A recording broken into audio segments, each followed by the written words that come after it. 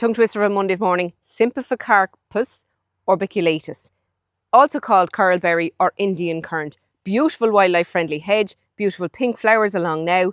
Then you're going to have a coral purple berry that's going to feed the birds well into the winter. Very, very good for wildlife if you want to create a wildlife corridor or a wildlife hedge in a cottage garden.